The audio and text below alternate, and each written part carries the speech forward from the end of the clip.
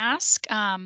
We are here to help you. I am Jennifer Ruth from the assessment department. Tamara Wooten is also here to help me field questions in the chat. So if you have questions or if you want to have more information about something, if something seems confusing, please do not hesitate to ask. That is why we're here. And your questions help us because I don't know what things I forgot to tell you if you don't ask questions. So please feel free to do that. All right, so what we are going to do today is run through some of our beginning of year assessment data and kind of learn a little bit more about your students. But first, let's take a look at who we have to support you. So here is part of our assessment team.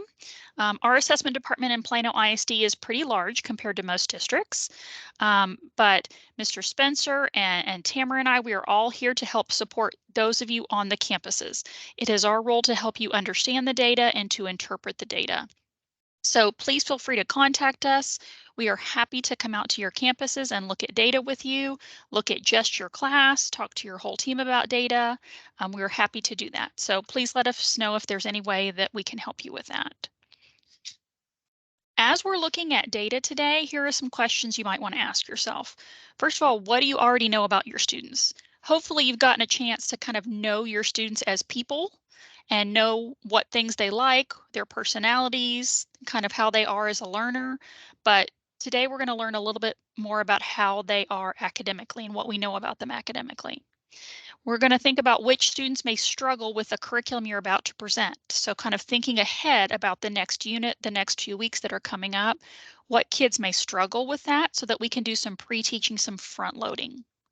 What could you do now to fill in instructional gaps? Some things that they might have missed from last year to make new learning more accessible to all students. And then finally, where does formative assessment fit in? So hopefully these are questions we'll be able to answer for you today. You've all seen this before. This is our Plano ISD Comprehensive Analysis Framework. It shows the big data pieces that we have in our district and how they all fit together like a puzzle in order to be able to give us information about our students. So it begins with the TEKS and the English Language Proficiency Standards, the ELPS, which inform our curriculum. We have STAR data and TELPAS data. Both of those are state assessments. We have MAP, which tells us what students are ready to learn, as well as classroom assessments, both formative and summative, as well as reading records that tell us what our kids have mastered. And then we have information from COGAT about how our students learn best. All of that comes together to help you make those instructional decisions in the classroom. So as we're going through the data today, just remember that no one data point is going to tell you everything you need to know about your kids. You want to look at all of these different data points together and kind of put together those pieces to get a more complete picture of your students. Assessment absolutely fits into our collaborative team framework as well. If you look at PLC question 2, how do we know that students are learning? The answer to this question needs to be based on some sort of evidence. It needs to be based on data. There's lots of different ways we can collect that data, lots of different ways we can use data to answer that question, but we want to make sure that we have evidence to support that answer of how do we know that our students are learning so we can make informed decisions moving forward. One of the tools that we have provided for you in our district is our website. And so again, if you have that other tab open, you can go to www.pisd.edu and then /ARPE staff. So that is the quick link that takes you to the Assessment, Research, and Program Evaluations website. That's what ARPE stands for. So this website has lots of information about assessment. There's information about STAR, information about COGAT, MAP testings on here, all kinds of different pieces of information. There's even a section that is just for you, resources for new teachers as well. When we get finished with our webinar today, we are recording this and it will be posted right here where it says webinar recording. So if you want to go back and listen to it again, or if you have colleagues who were not able to join us today and they want to listen to it later, it will be posted here as well. One of the things that you can find on our website are the district testing calendars. So the calendars are posted right here. And so on that page, you will see the calendars by grade level. So they're organized by grade level. The things that are highlighted in green, you'll see MAP that's highlighted in green. You will also see some assessments that are highlighted in other colors depending on whether or not it's a state assessment like STAR and TELPAS or whether it's a local assessment. The part that you see that's highlighted in blue, that's not a particular assessment. That is a time for you to analyze the data. And so if you look at where we are right now on the calendar, so today is August 28th, you'll see we're in this green section. So we're right in the middle of this map section. But right after that is when we're going to start looking at that data. And so we have data protocols for both teachers and principals to dig into that map data and be able to figure out what does that data tell you. These protocols walk you through all of the steps of accessing the data, understanding the data, and then using the data. In addition, those of you who are administering district assessments, we have protocols for that. And for those of you, whenever you get ready to do your reading records and writing rubrics as well in K through 5, we have information about that here as well. So that's the way our calendar is organized. You'll have an assessment and then a time for you to analyze that data, and you'll see protocols and some guidance there on that as well. And all of this, obviously, your team will support you in the analysis of that data, but we are here to support you as well. So whenever you get to a place where you're ready to analyze that data, we can help you with that part. All right, so let's look at where you will find most of your data, which will be on Edugens. So when you log into WebDesk, you have a tile on your web desk that just says Edugens. Now you may have one that says Edugens for students. That's the one that students will use to log in when they're taking an assessment like a district unit test or a district PMA. But for you, you just need the one that says Edugens. It's got the big red E on it, so that's how you will find that. So I'm going to go ahead and go live into Edugens, and you are welcome to do that as well, so that you can see what is going to look at like whenever you go into Edugens. My screen may look a little bit different from yours, but when you get logged into Edugens, this is what you will see. So let me kind of show you where some things are in this main page. When it first opens, this center section, this is your main page, your dashboard. Depending on your role in Edugens, it may look a little bit different. If you are a classroom teacher, you may have individual tiles for your classes. If you have full campus access, yours may look a little bit like mine and have information about discipline and attendance and things like that. Over on this side, this black sidebar, this is where we find all of the different dashboards. And what dashboards you have access to, again, depends on your role, whether you have full campus access or whether you have just teacher level access. But we'll talk about some of these dashboards and some of the things that you can find there today. The other place that you may be going on this main page is up here to the top next to your name. So next to your name up here in the green bar, you have this little icon. It looks like a waffle, and this is the apps icon. When you open that icon, you'll see some options there. You may not have all of these same options, and that's fine. You will definitely have reports, and we'll look at that one in a second.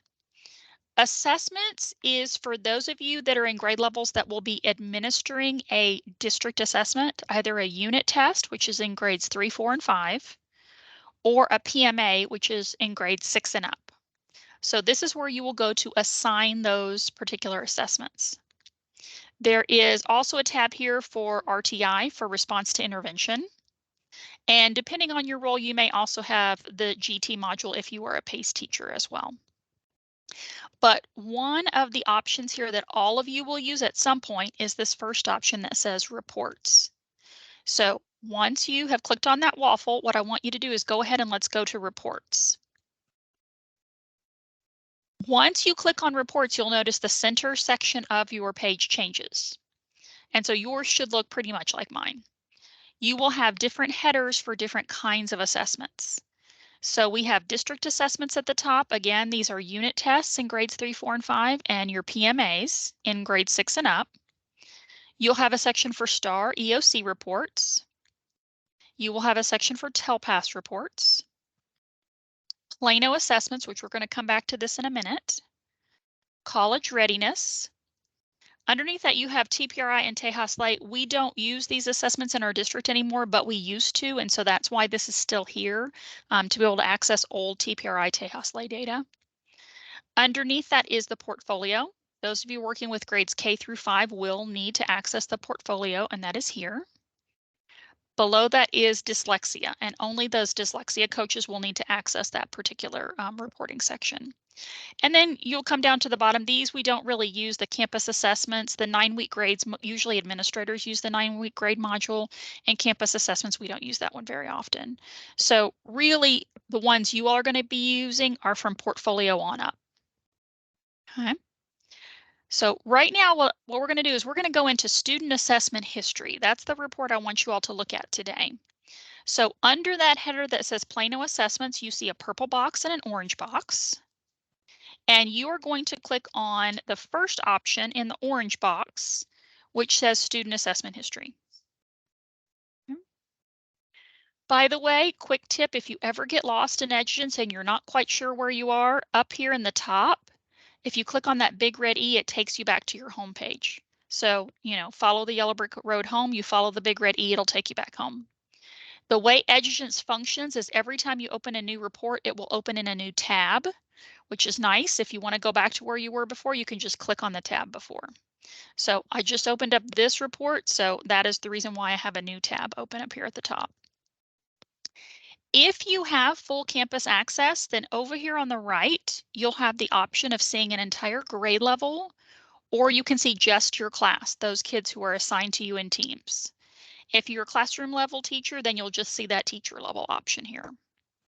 You'll be able to make your selections, either teacher name, class, grade, whatever the options are here for you. And this piece right here, this allows you to filter your list if you only want to see certain students.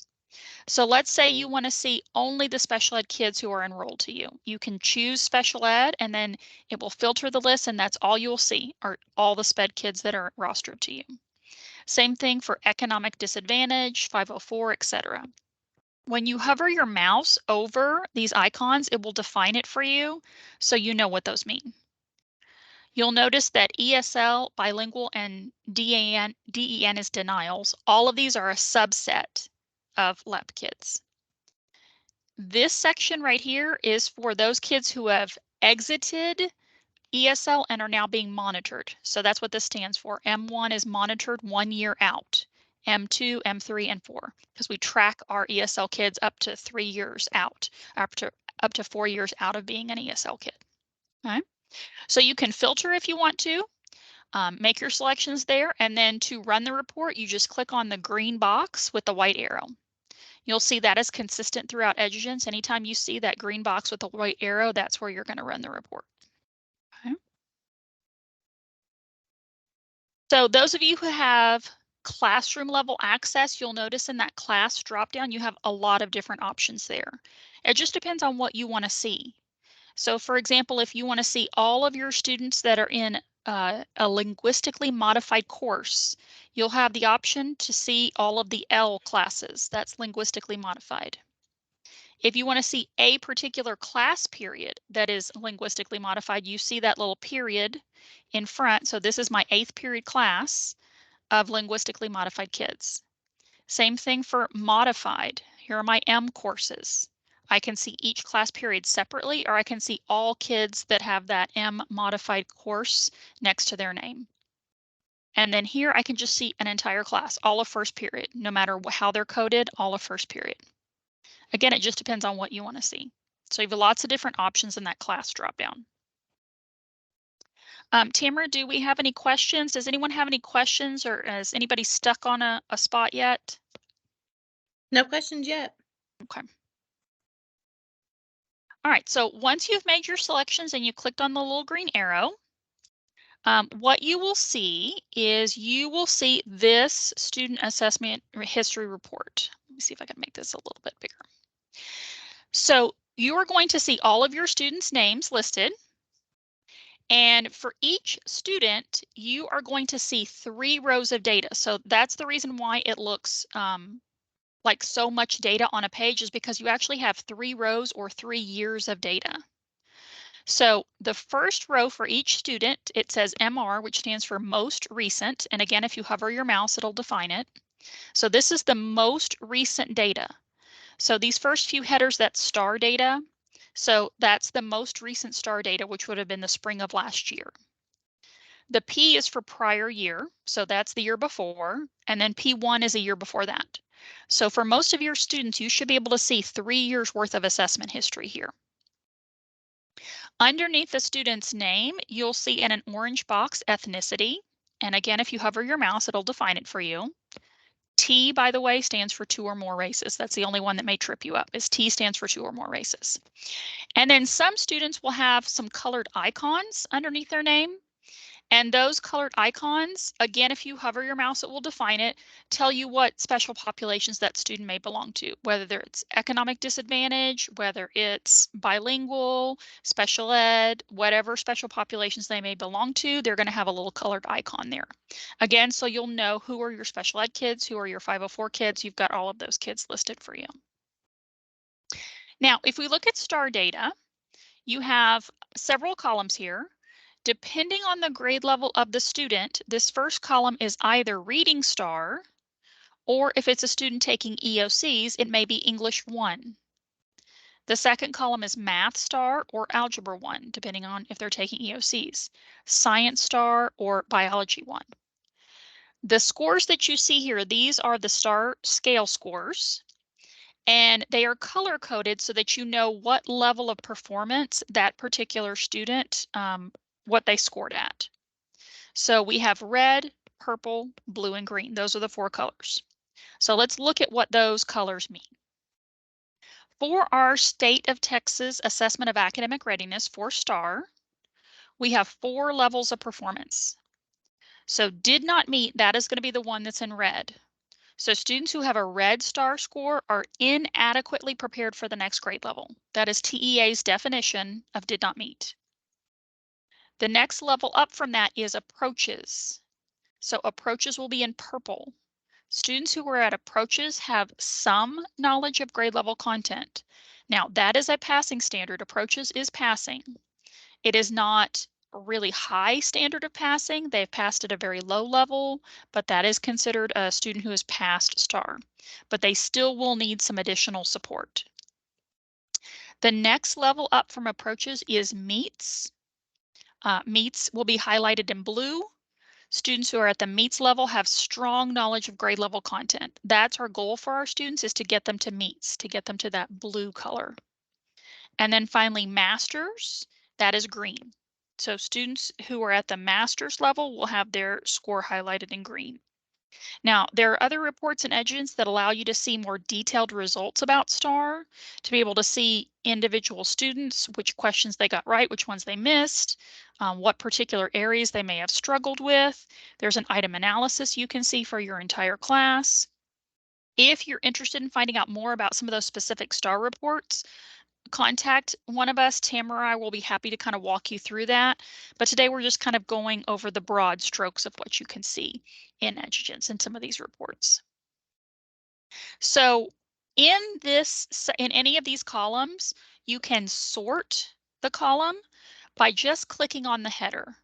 So for those of you that are live in EdGens right now, if you'll just click on one of those headers at the top, you'll see that the entire page sorts. The first time you click it, it sorts low to high. The next time you click it, it sorts high to low. So it will sort all your students.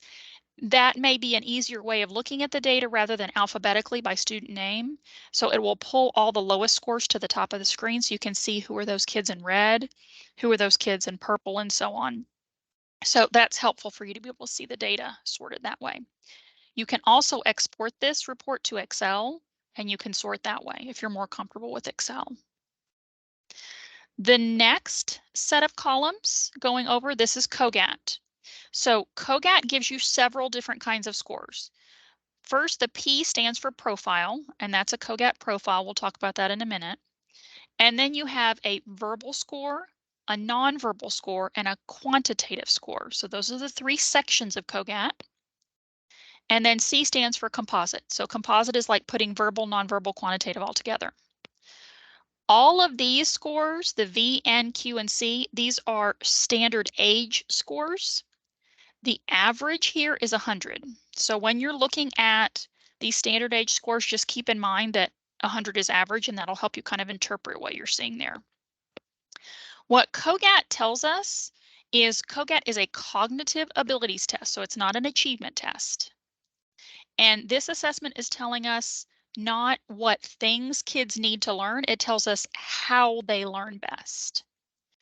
The reason why we give COGAT to all students, and we give it to students in grades 1, 3, 5, and 7, is because it guides our efforts to adapt instruction.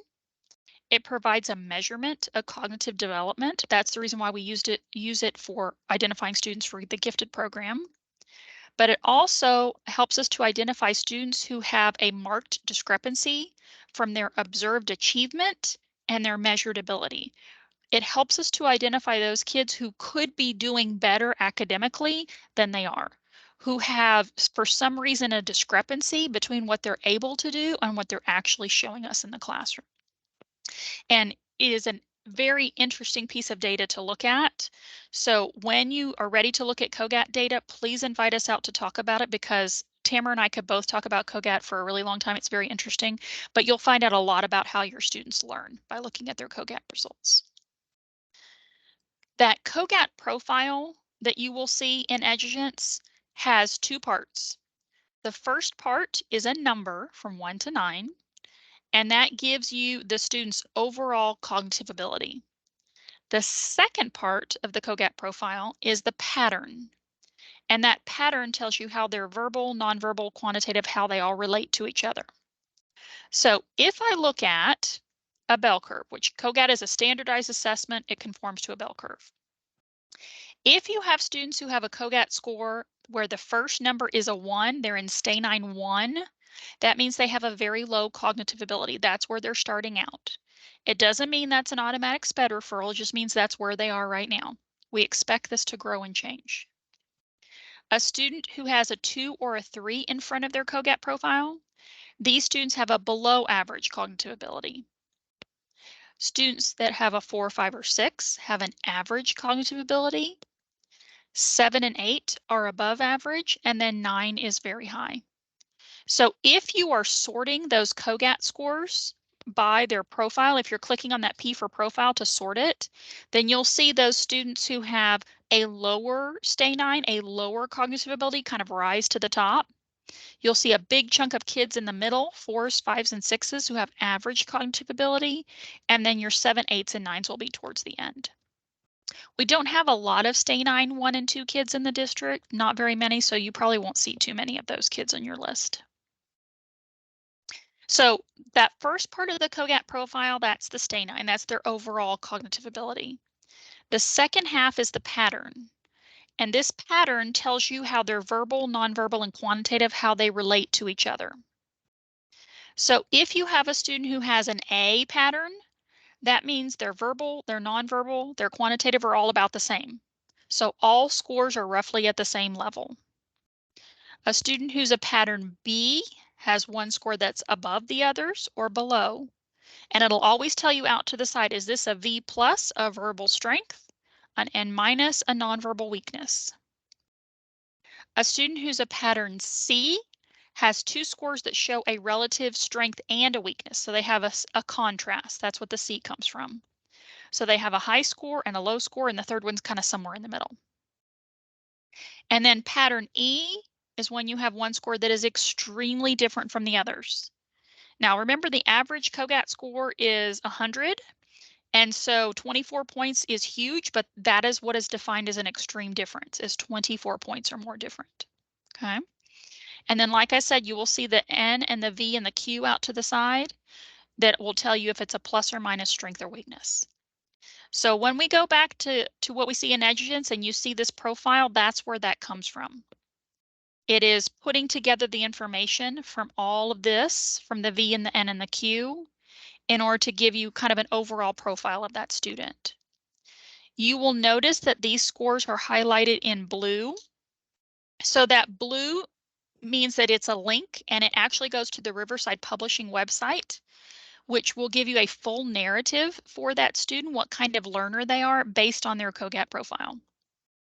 So that is not something we expect you to read for every kid. You do not have time for that. But for those kids that you're already looking at thinking, this, I can't really figure this kid out. I'm not really sure about this particular kid, or their COGAT score is higher than what you thought based on what you see in class or lower. You might want to look at that profile because it might give you some additional information, understanding about what kind of a learner that particular student is. For people who've read those COGAT profiles, they say they're pretty accurate, so that may be really helpful information for you. All right, do we have any questions thus far? Anything you guys want to ask right now?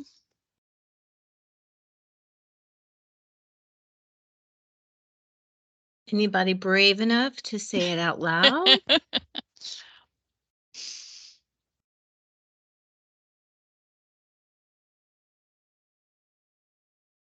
There's nothing in the chat right now. I think we can Okay. just keep going. Okay. Well, like I said, as you all get into your own data, you can always call and we'll be happy to kind of walk through your data with you as well. All right, so the next section over after COGAT is where we start to see MAP. So again, for MAP data, you've got 3 years worth of data. The difference with MAP is we test it 3 times a year. So that's the little note you see here at the top. We have fall, winter, and spring. So those are the 3 times a year we test. FS is for fall in Spanish. WS, winter in Spanish. SS is spring in Spanish. So if you have students who are in a dual language classroom, or kids who may be newcomers to the US, they might also have been tested MAP in Spanish. And so you may see scores underneath the Spanish columns as well. The MAP scores are color coded exactly the same as what you saw with the STAR scores. So red is likely to not meet STAR at the end of the year. That's what the red score indicates. Purple is approaches, so likely to be approaches on STAR at the end of the year. Blue is likely to be meets, and then green is likely to be masters. And we have 3 years worth of data here because we want you to see over time how that student is doing and not just focus on that most recent MAP test event, but really looking at it over time to see, is this consistent for this student? Have there been ups and downs? Is this what I would expect for this student, or is this a one-time bad test event? So being able to look at that over time for a particular student. MAP is given to all of our students in grades K through 8, like I said, 3 times a year. Those of you in high school, if you are in an Algebra 1 course, you'll also be administering Algebra 1 MAP. And again, that's during this same time. Spanish MAP is available, but only in the reading and math subjects. We do not have a Spanish version of the science or language usage test. So only in reading and math is Spanish available. 3 things to remember about the MAP test is, first of all, it is computer adaptive. So it will adapt up and down depending on how a student performs. It's independent of grade level. So you will see students being asked above level content and probably below level content, and that's okay. It's designed to do that. And finally, it's predictive of success on our state assessments. So we can use this assessment to see who is more or less likely to be successful on STAR at the end of the year. So that way we don't have to give a STAR practice test to know that. We already know right now who are kids who are most at risk for not passing at the end of the year, so we can make some changes and adjustments to their instructional plan right now. Like I said, the color coding on MAP is the same as it is for STAR. So you'll see the color coding here, the red, the purple, the blue, and the green. This is based on work that the publishers of MAP do every few years, looking at that relationship between MAP and STAR to see what MAP score a student needs to have for them to be likely to pass STAR at the end of the year. If you're looking at your MAP scores right now from the beginning of the year and you see students who have scored in the red and who have lots of red over time, like this is not just a one-time thing, but they have red over time, those are the students you're most concerned about. Those are the students you really want to provide some additional instruction for and make sure that they have the support they need. The students that are in purple, they will also need some additional support because remember, approaches is a passing standard, but it's a very low passing standard. So those students likely will have some skill gaps, some things to work on as well. Those students that are in blue and green, those students should be on grade level or above grade level and should be doing fine academically in the classroom. So look at those MAP scores from the beginning of the year based on what you see in the classroom to make sure that all those things line up, that how they're performing on MAP is how you would expect based on what you see in the classroom. And if not, that's a kid we want to dig into a little bit more deeply to figure out why not. Now, also on this student assessment history page, you'll see that the student names over here on the side are highlighted in blue as well, because this is a link as well. This link takes you to an individual student's profile. So this student profile in Edgerton's is just for one particular student, gives you lots of information about them. You'll see at the top their student ID, their birthday.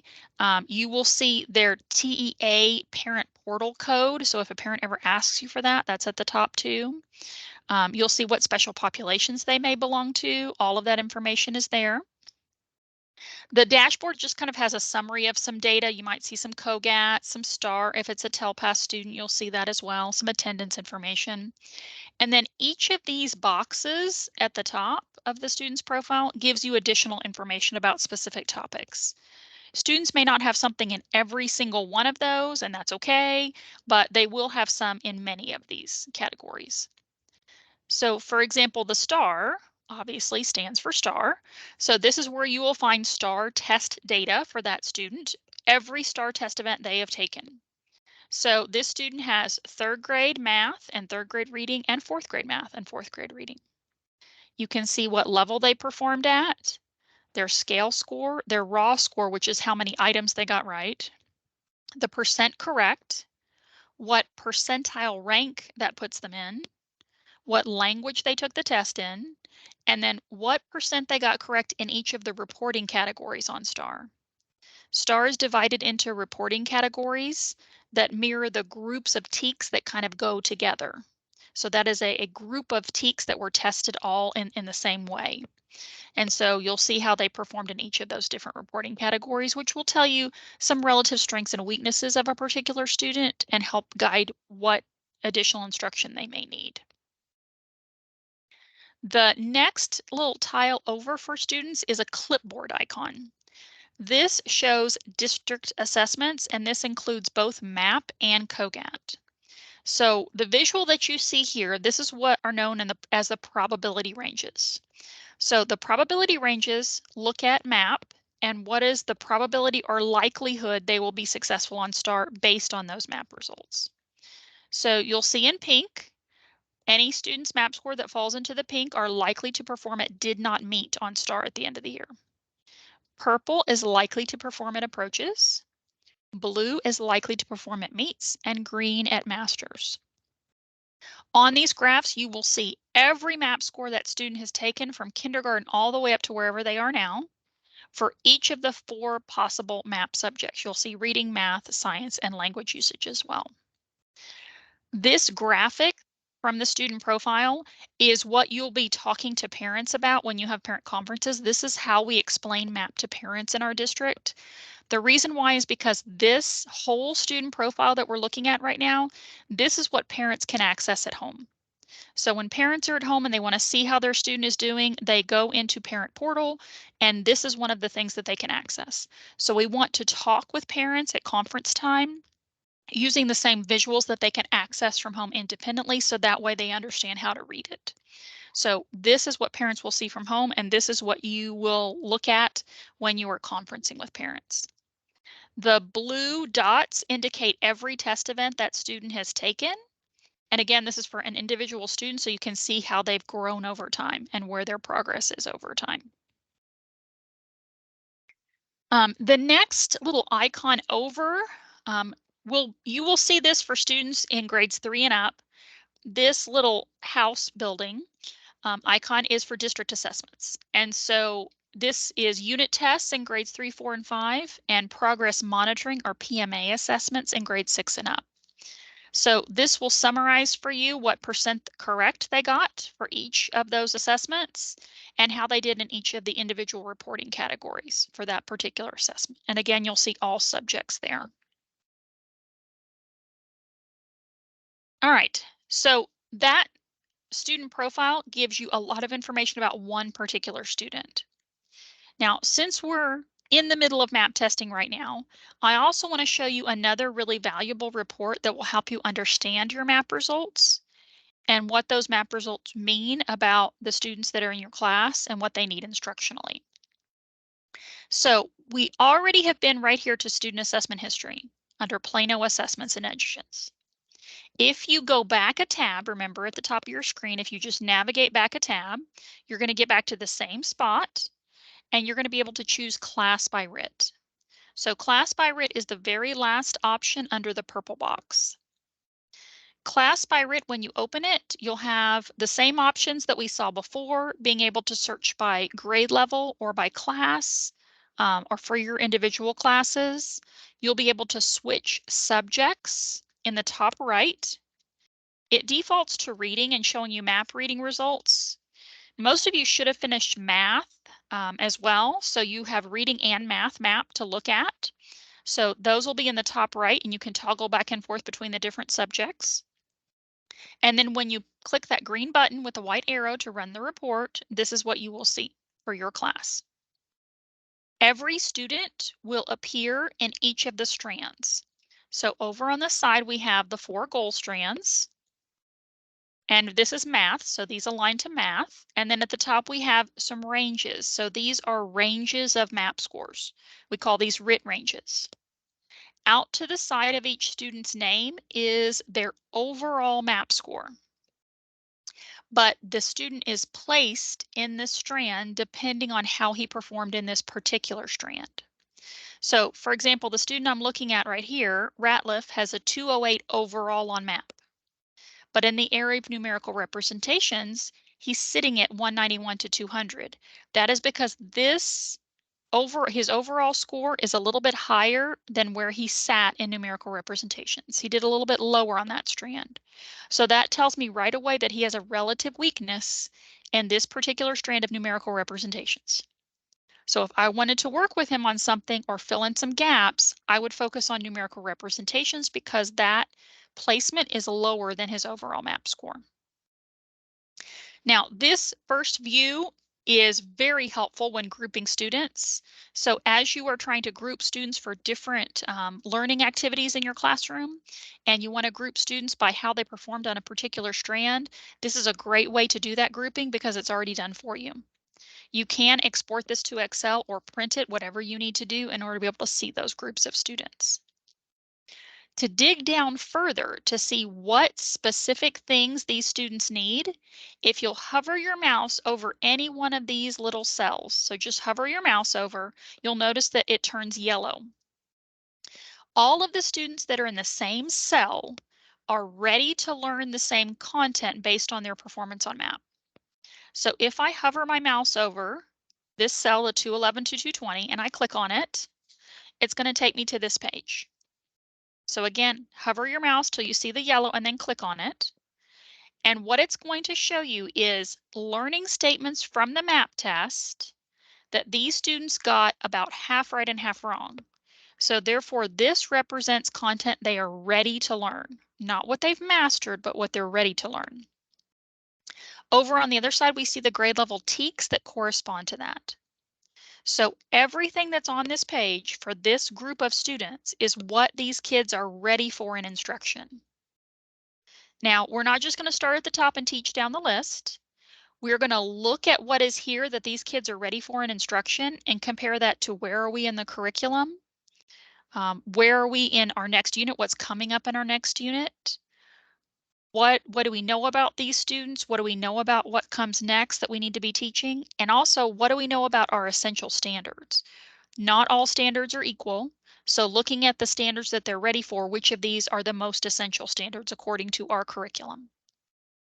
So this will give you a lot of information to help plan small group instruction or individual instruction, tutoring, MTSS tier 1 or tier 2 or tier 3 groups.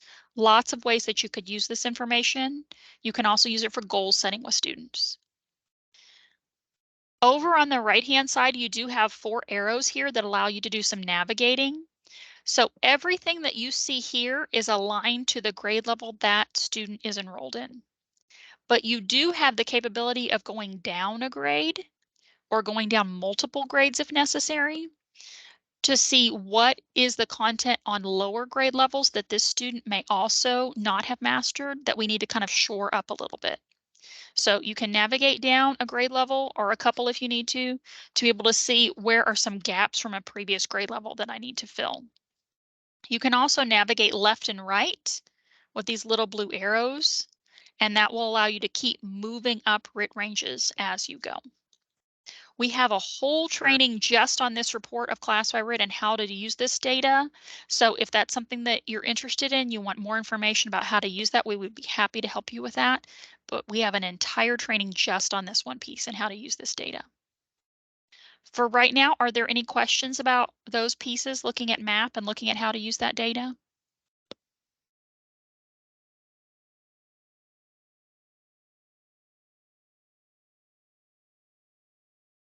Is she that good?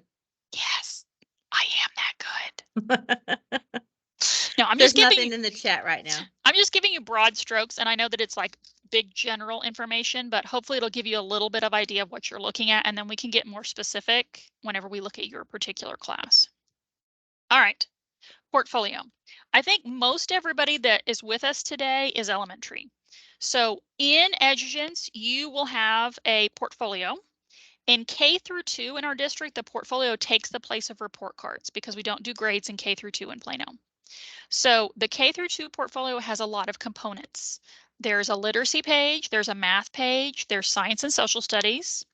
There's also a citizenship and work habit section, and there's a place for PE, art, and music to add in information as well. So the K2 portfolio is quite comprehensive. In 345, you have a portfolio piece as well, but it is just the literacy part. So you'll be entering reading records and you'll be entering a writing rubric sample into the 3 through 5 portfolio, but everything else for 3, 4, 5 will go into Pinnacle because you all do have report cards. So you will enter that portfolio data into EduGence, but for right now, you can actually access last year's portfolio unless you're a kindergarten, and obviously they didn't have anything last year. But for grades 1 through 6, you all can look back and see how did my students do on last year's portfolio.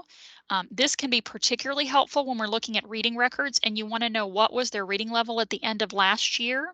So you kind of have an idea of where you should start this year.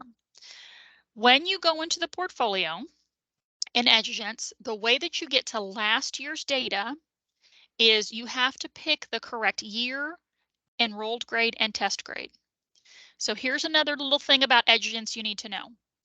EduGence names the school year for the second half of the year, for the spring. So last year was the 22-23 school year. So EduGence names everything that happened last year from August all the way to June, they named it 2023. So if you're looking for last year's data, then under year, you want to pick 2023. Enrolled grade is whatever grade the student is currently sitting in right now. So if you are a 4th grade teacher and this is a 4th grade student in your class, you're going to pick enrolled grade 4. Test grade is the data that you want to see. When did they take this test? So when did they do their reading records? So for most kids, it's going to be 1 year back. So their enrolled grade is 4. We want to see their 3rd grade portfolio. So we're going to go 1 year back for test grade. And then you probably want to see end of year. You probably don't want to see beginning of last year. You probably want to see end of last year. You do have the option in language to choose either English or dual language portfolio, depending on if you have a bilingual classroom or not. And then again, you're going to run that report. You're going to click the green button to run the report. In the portfolio, in order to see an individual student's data, you'll be able to see all the kids at once, but to see an individual student, you'll just select that student and you'll be able to see a individual student's portfolio. This is an example from a younger grade. So you see there's lots of data here for the younger grades because we're looking at phonemic awareness, we're looking at beginning sounds, handwriting, things like that. But you'll be able to see where they scored at the beginning, middle, and end of the year last year. And again, that'll give you just a good place to start. So you'll know where you need to go with that student at the beginning of this year. And again, 3, 4, 5, all you all will be entering is a reading record and then a writing sample. That's all that you will be entering there. The last piece of data we want to talk about today is TELPAS. TELPAS is the Texas English Language Proficiency Assessment System. So this is only for our emergent bilinguals, our ESL kids. This also applies to denials, however. So all students who are identified as limited English will take the TELPAS test until they are exited. So this is for K all the way up through 12. It is typically administered in the spring and has 4 components: listening, speaking, reading, and writing. For your students, you'll be able to access that in their student profile. So you'll be clicking on their name over here on the side in order to get to TELPAS if it is a student who has TELPAS information, if it's a LEP student. Because TELPAS is a state assessment, you will find it in the profile underneath the star. So this is a student who's been in TELPAS a couple years. So this is their 2021 TELPAS and their 2022 third grade and fourth grade. And there are 4 levels of performance on TELPAS in each of these 4 domains. A student can be a beginner, intermediate, advanced, or advanced high. And so you can see a composite score for the student, and you can see how they performed in each of the individual domains. And what we're looking for here is for a student to continue to make 1 level progress each year. We don't want them to get stuck, and we don't want them to move backwards. So we want them to go from advanced to advanced high. We want them to go from intermediate to advanced. We do not want them going backwards. So when you're looking at this, you're looking at where are some domains, some areas where my English language learners may still be struggling, and what are some areas where they're doing really well that we just want to keep encouraging them so we know what things to work on there. So that information for TELPAS is available right now for all of your English language learners, and it's important for you to know that at the beginning of the year so you kind of have an idea of where they are in their language development.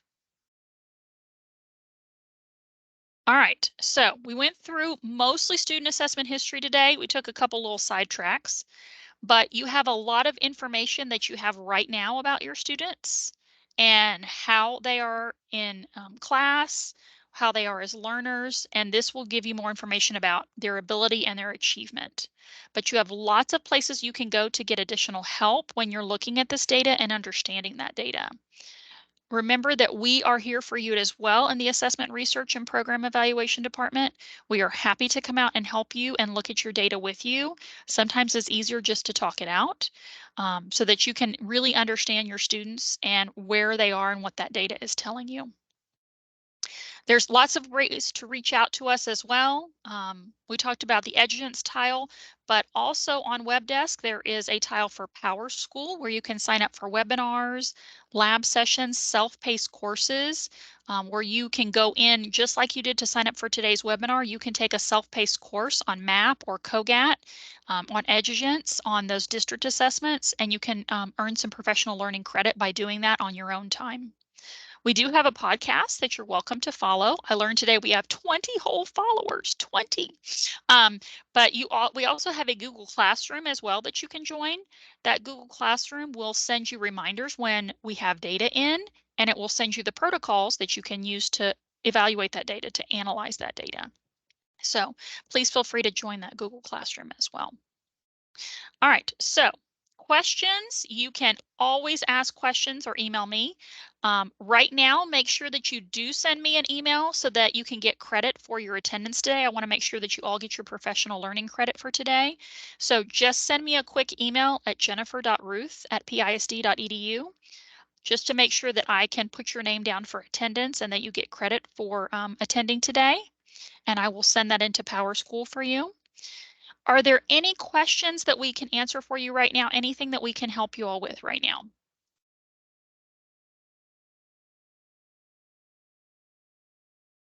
And we know that was a lot of information. Mhm. So once you are able to process it and actually go play in Edugents and look for yourself. And we understand too, once you start going into Edugents, it can be a black hole sometimes. So please reach out to us. We will happily help you look for what you're needing at that Mhm. moment. Yeah, But there Tamara are and I, no questions in the chat right now. okay. Tamara and I always say if you're looking for something, rather than you spending your time looking for it, just call us and ask us. We spend a lot of time in there, whether we want to or not. We spend a lot of time in Edugents, and so we know where most things are. So if you're looking for something in particular, let us do the digging work for you so you don't have to waste your time on that. So just tell us what you're looking for and we'll help you find it. Okay. I have a question real quick. Yes, yes. You were talking about the testing schedule and the testing, and then there's a time in blue that you're looking at the test data. Right, right. Are we doing that just on our own, or is that like as a campus? You should be doing that as a team. That should be part of your PLC Okay. work and part of Okay. what you're doing as a team. But I know that there are some folks that, depending on their particular situation, are kind of they're unicorns, like they don't really have a team to look at data with. And so we can help you with that too. Is if you need us to come out and kind of walk you through it. If you're the only one teaching math in your grade level, for example, and you need somebody else to walk through that with you, then we're happy to support you on that. But typically that is a team activity, a PLC thing. Yep. Okay, thank you. Absolutely.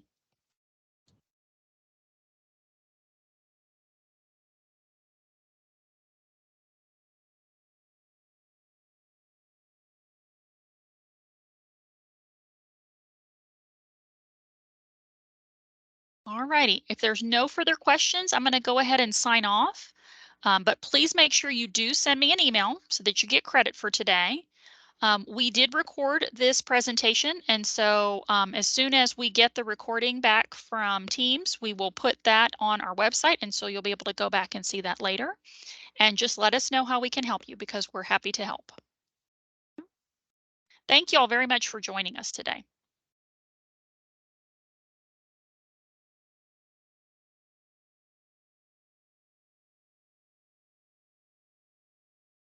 Jennifer, don't forget to stop the recording. That's what I'm trying to figure out how to do. There we go.